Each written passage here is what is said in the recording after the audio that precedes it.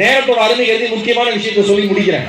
நான் நிறைய பேசணும்னு வந்தேன். இங்க இவ்வளவு நல்லா எனக்கு பேசிட்டே இருக்கலாம் போல, அவ்வளவு நல்லா அமைதியா கேட்கறீங்க.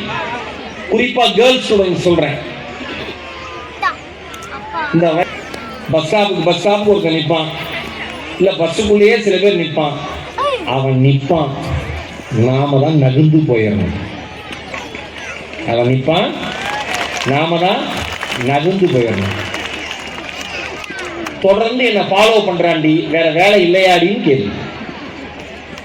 ஓகேவா? வேற வேலை இல்லையான்னு கேள்வி.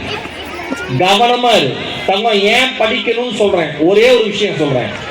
நீ தெளிவாக படிக்க ஸ்கூல்ல சப்ஜெக்டை தாண்டி லைப்ரரியில போய் படிக்கிறதுக்கு, வெளியில் இருக்கிற புத்தகங்கள் படிக்க எது சரி எது தவறுன்னு உனக்கு தெரியும்.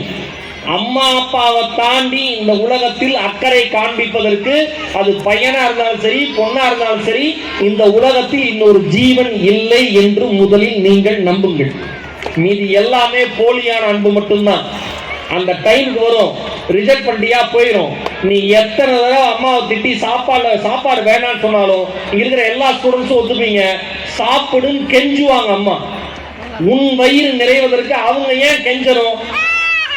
இதே மத்த தெரியாது, உங்க அப்பாவோட கடன் தெரியாது, உங்க அப்பா எவ்வளவு அவமானப்பட்டிருக்காருன்னு தெரியாது, உங்க அப்பா ஒன்ன நல்லா படிக்க வைக்கிறதுக்கு எதெல்லாம் இழந்திருக்காருன்னு தெரியாது. அத்தனை இழந்தாலும் என் தலைமையில் நிமிர்ந்து வாழணும்னு நினைக்கிற ஒரே ஜீவன் அப்பாவும் அம்மாவும் தான். அவங்களுக்கு ஈடு இணை வேற யாருமே கிடையாது. மற்ற எல்லாருமே பாசிங் கிளவுட், கடந்து போகிற மேகங்கள். தூக்கி போட்டு இந்த வயசுல சில எண்ணங்கள் வர்றது இயல்பு.